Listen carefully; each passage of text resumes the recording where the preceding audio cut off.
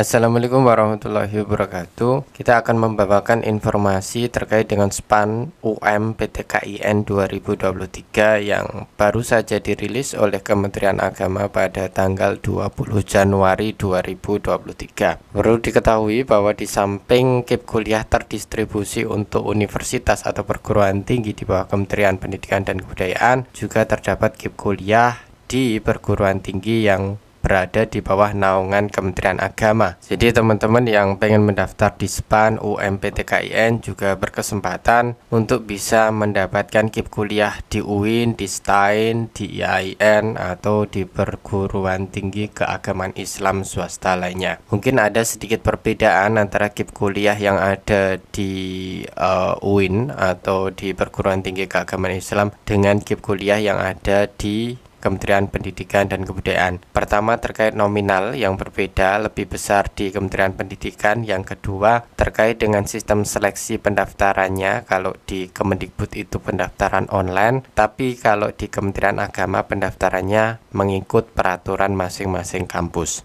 Selanjutnya juga berkaitan dengan kuota, total kuota di UIN itu rentangnya biasanya masih di kisaran 500-an gitu ya. Tetapi kalau di Kementerian Pendidikan dan Kebudayaan, kampus besar-besar itu sudah sampai 1000 lebih. Dari sisi kuota lebih banyak di Kemendikbud, kemudian dari sisi kemudahan seleksi keterima juga lebih mudah di Kemendikbud karena kuotanya lebih banyak. Di UIN biasanya pelamarnya lebih banyak, kuotanya jauh lebih sedikit. Dan ini harus diperhitungkan juga. Kemudian selanjutnya, jadi SPAN PTKIN ini adalah jalur rapotnya di perguruan tinggi keagamaan Islam.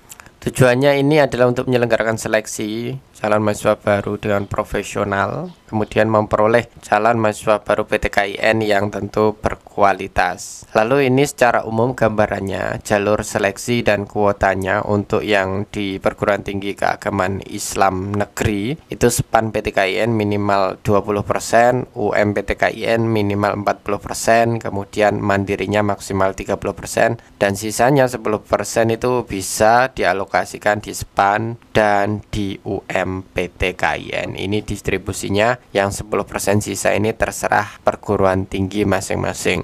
Tapi biasanya ditambahkan di SPAN, sehingga SPAN bisa 30, UM bisa 40, nanti sisanya mandiri hanya 30.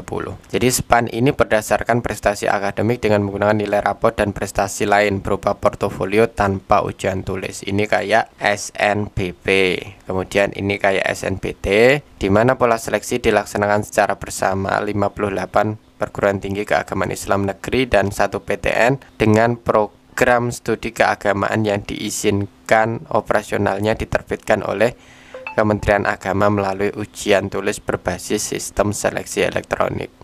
Ini SNBT, pakainya UTBK, kuotanya minimal 40%. Sedangkan untuk mandiri dikelola oleh masing-masing perguruan tinggi. Kemudian bagaimana tahapan pendaftaran SPAN untuk sekolah? Jadi sekolah cek NPSN dulu, kemudian registrasi akun sekolah dengan input email sekolah, email kepala sekolah, nomor WhatsApp, kemudian data sekolah, lalu proses validasi akun, kemudian isi di PDSS, login pada PDSS. Jadi pembuatannya juga di PDSS, kemudian cek data siswa kelas 12 serta input nilai siswa dan KKM, lalu selesai gitu ya. Jadi proses SPAN PTKIN ini ya sama seperti SNBP, sekolah menginputkan PDSS. Siswa yang bisa mendaftar adalah siswa yang didaftarkan sekolah di sistemnya PDSS PTKIN. Kalau tidak didaftarkan ya tidak bisa daftar. Kemudian untuk siswa, registrasi menggunakan NISN dan email. Lalu validasi akun,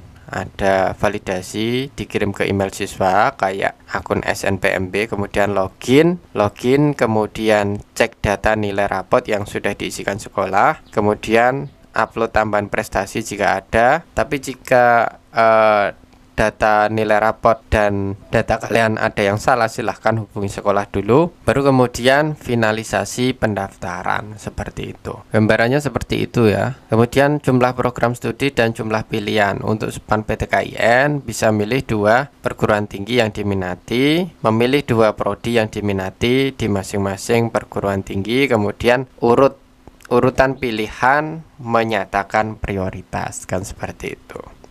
Jadwalnya ini yang penting. Jadi timelinenya pendaftaran dibuka kemarin 20 Januari sampai dengan 30 Februari untuk pengisian dan verifikasi PDSS. Lalu untuk siswa ya tergantung ini sudah diisikan atau tidak gitu ya, sudah didaftarkan atau tidak.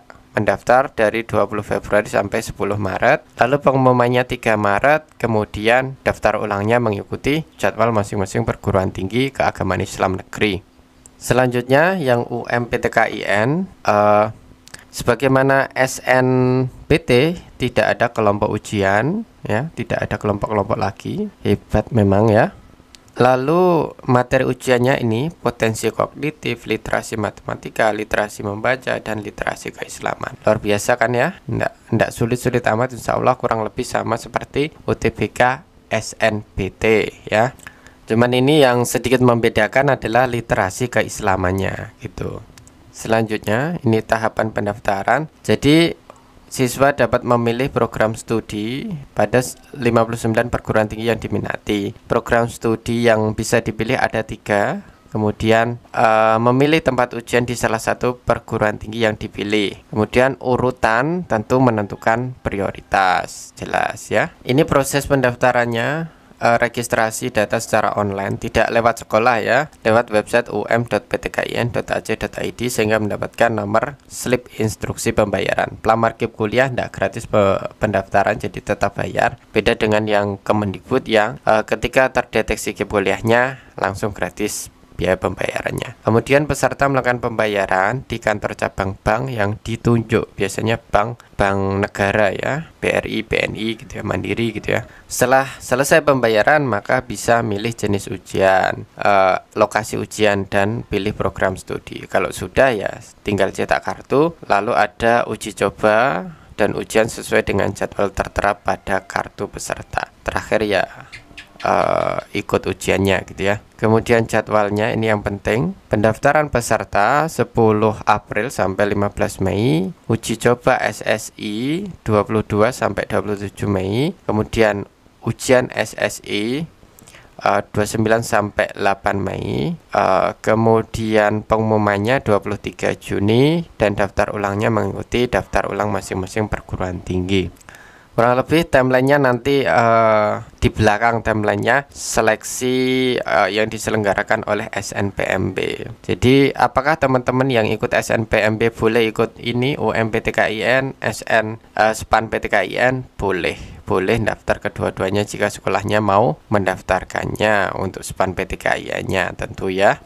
Jadi memperbesar peluang kalian itu tidak masalah, karena belum tentu kalian keterima di sana, sehingga mendaftar di banyak jalur seleksi diperbolehkan.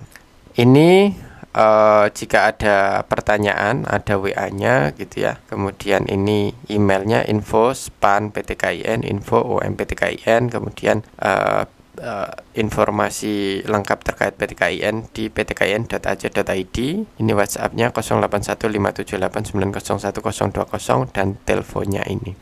Itu gambaran terkait dengan SPAN PTKIN dan UMPTKIN 2023. Teman-teman yang dari Madrasah Aliyah tentu silahkan manfaatkan kesempatan ini untuk kemudian membuka peluang melanjutkan studi di perguruan tinggi keagamaan Islam.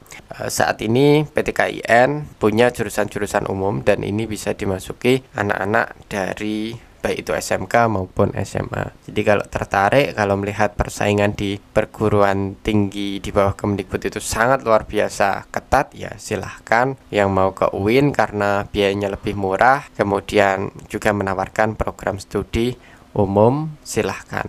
Kabarnya juga beberapa UIN juga mempersiapkan untuk membuka jurusan kedokteran. Itu saja informasi yang bisa kita sampaikan. Semoga informasi ini bermanfaat.